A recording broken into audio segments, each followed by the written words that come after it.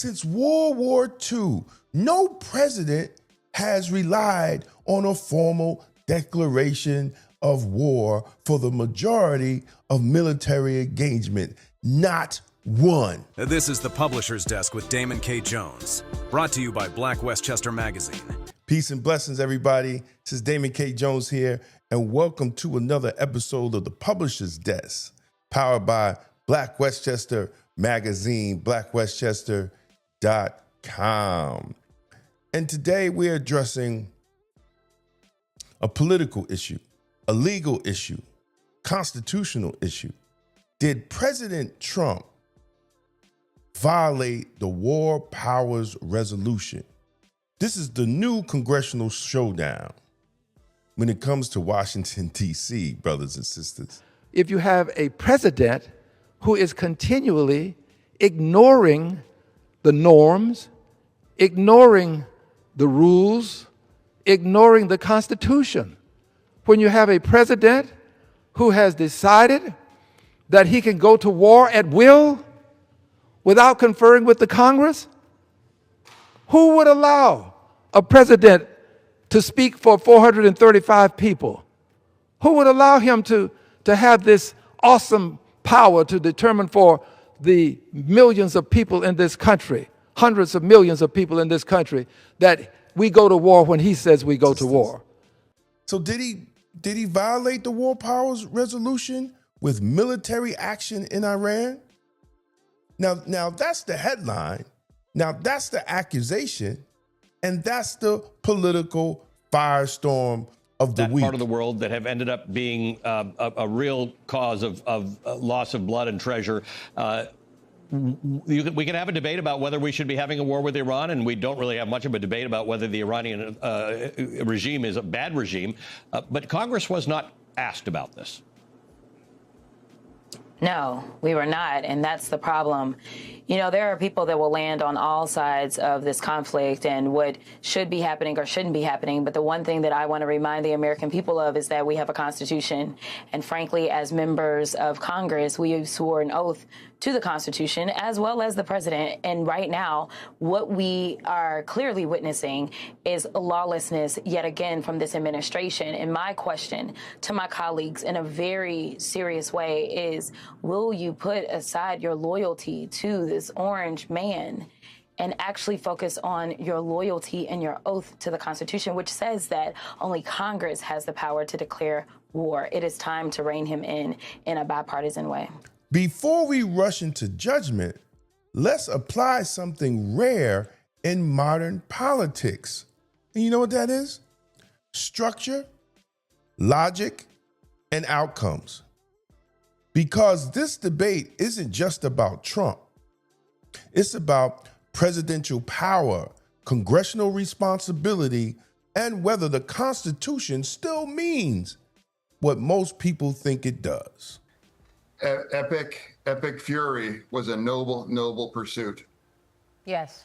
And it was a noble pursuit, which, of course, is what the president said as well in his explanation on Saturday. Where does this go now? You have a vote coming up on the president's war powers. How will you vote? Well, I would really encourage everybody that are watching right now, look up and read the War Powers Resolution from 1973 and what that requires. What that requires is that provide 48 hours of notification, and President Trump had done that. And then that means after 60 days, then they have to withdraw those soldiers, or perhaps even for an extra 30-day extension. Neither of those things have been broken for that. There are no American boots on the ground. So that's why, you know, Epic is now, that was absolutely not, it violates either one of that. And now people, they either don't understand that, or now what they're saying, things are just not true, that it wasn't illegal, or for that, they did not violate War Powers Resolution from 1973. Right. So you will vote in what way on Tuesday? Well, of course, I'm going to vote it down. It's really, it's not necessary, honestly, the entire thing. It's really an empty gesture. There's not. So let's look at the War Powers Resolution of 1973 after Vietnam. Congress felt that it had surrendered too much authority to the executive branch, so they created a framework. If a president introduces U.S. forces into hostilities, he must notify Congress within 48 hours. And from that moment, a 60-day clock starts. The president may conduct military operations for 60 days without formal congressional authorization. If Congress does not authorize continued engagement within that period, forces are to be withdrawn with a possible 30-day extension for safe disengagement. Notice something important. The law does not prohibit immediate military action. It regulates duration, not immediacy. So the first logical question is not, did he launch strikes? The real question is, are we inside or outside the 60-day window?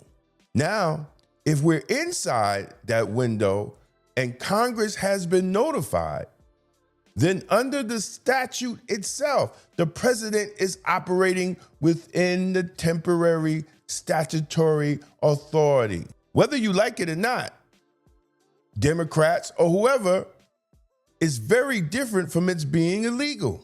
See, the Constitution says that Congress declares war. That's without a doubt. The president is the commander-in-chief. That's without a doubt. That tension was intentional. The founders did not want one person to drag the nation into endless conflict. But the undeniable historical fact is this. Since World War II, no president has relied on a formal declaration of war for the majority of military engagement. Not one. Instead, the modern system operates on congressional authorities for the U.S. military force and expansion interpretation of executive authority. That's not a Trump invention, brothers and sisters. That's legacy of decades of structural shifts. See, precedents matter when we talk about constitutional norms. And one thing I don't like about the Democrats is that they forget what they do when they're in power. See, and that's a form of hypocrisy. When you literally forget what you did when you was in power.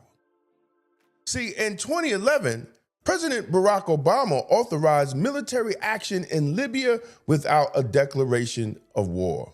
His administration argued that the operation did not rise to hostilities under the War Powers Resolution because U.S. forces were in a supporting role.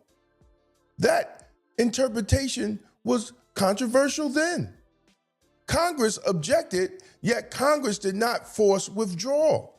In 2014, Obama launched airstrikes against ISIS in Iraq and in Syria without seeking new declaration of war. Drone operations expanded in Yemen, Pakistan, and Somalia under the existing authorities. No new war declaration, no constitutional collapse. What happened? Congress criticized it, and then they funded it. See, in American governance, funding is approval. Over time, practice became precedent. Now, let's get to the nitty-gritty with Trump. Did Trump violate it now? If the White House notified Congress and we are still within the 60-day period, which we are, then under the law, he's operating within temporary authority.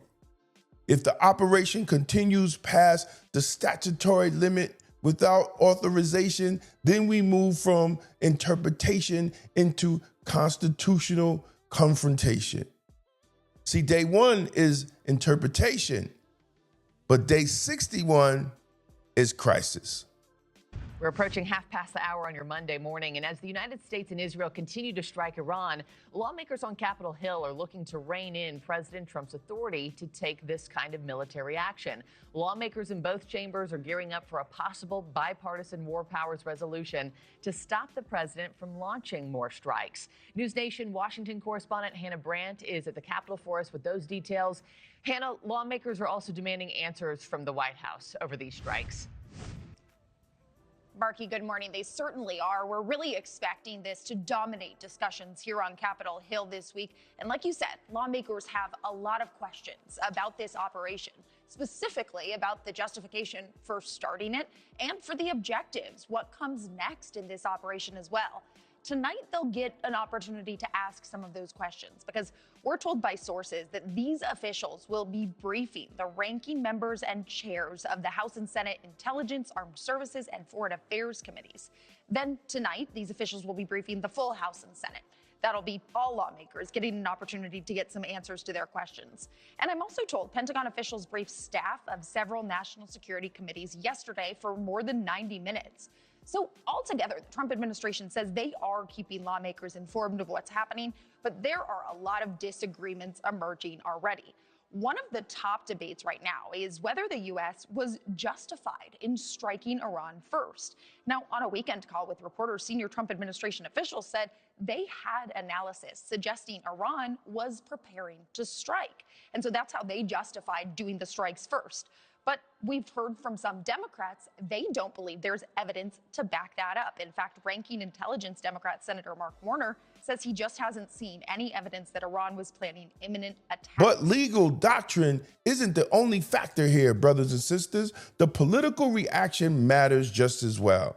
That brings us to the latest development. Lawmakers on both parties are threatening to hold a new War Powers Act vote, one that would specifically authorize or alternatively limit the president's actions in Iran. Some Democrats want a fast vote to block further military engagement without explicit authorization. Some Republicans want a vote that retroactively authorizes the operation. Others want new standards altogether, rewriting the old rules for new circumstances. See, that raises a constitutional and practical question. If Congress is trying to enforce the original law, or are they trying to change the rules in the middle of the game? See, the War Powers Resolution was meant to be clear. President can act short-term, but only Congress can authorize long-term military commitments. If Congress now passes a new authorization, that's within its constitutional power. But if Congress tries to rewrite what the Law Powers Resolution originally required, effectively giving itself more or less power than before, then it becomes not just a debate about Trump. It becomes a debate about Congress' willingness to uphold or alter constitutional balance. In other words, brothers and sisters, are they enforcing the law that was written, or are they changing the law to reset the narrative? Either possibility tells us something about political incentives, not legal clarity. Brothers and sisters, the real issue isn't just whether Trump acted within some vague authority. It's what Congress decides to do now. If Congress votes to authorize continued military action, then the legal questions become moot. If Congress votes to constrain the action, then we will see whether the executive branch complies. If Congress does nothing, the status quo remains. Executive authority expanded, legislative authority eroded. That's the deeper question of the constitutional story. So before we scream unconstitutional, we must think the hard questions. Was Congress notified? Are we in the 60-day window? Will Congress authorize? Will Congress reject? See, outrage without enforcement is not constitutional defense. It's just performance. The War Powers Resolutions provides the clock. Whether that clock matters depends on whether Congress intends to use it. Now, that's not rhetoric, brothers and sisters. That will determine the outcome. So thank you for watching, and I hope we came to an understanding on what's going on here, and that the War Powers Act is within what the president's doing right now, whether you like Trump or not, whether you like him or not. So please leave a comment. What do you think? Will they change it or will they not? Or is just continued political rhetoric that we've been seeing for the last 2 years? Thank you again, brothers and sisters. And please go to blackwestchester.com. Check out our articles, comment, share, and as always, stay safe, stay blessed, and stay blacktastic. Peace out. If you're serious about political clarity and independent thinking, this is for you. The Political Thought Bundle includes 3 full books, all personally signed.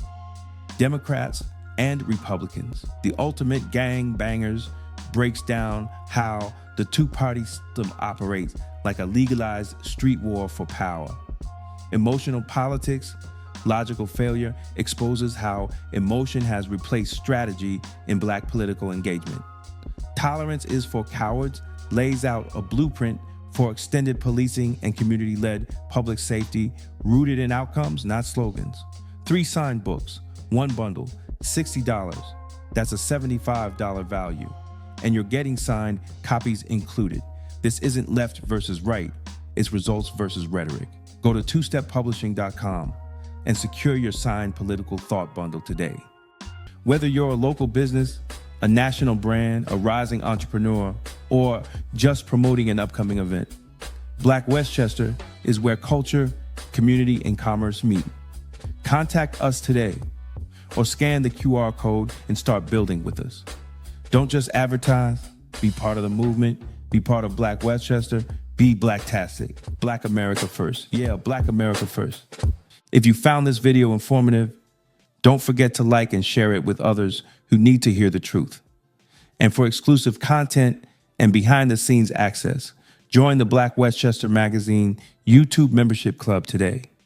Your support helps us keep independent Black media strong. Support independent Black media with style. Rock Black Westchester merch and represent the news with the Black point of view. Every purchase helps us speak truth to power. Thank you to everyone who supported us through Super Chat. Your contributions keep independent media alive and thriving. We couldn't do it without you. This is the Publisher's Desk with Damon K. Jones, brought to you by Black Westchester Magazine, where life, culture, community, and faith meet truth, power, and purpose.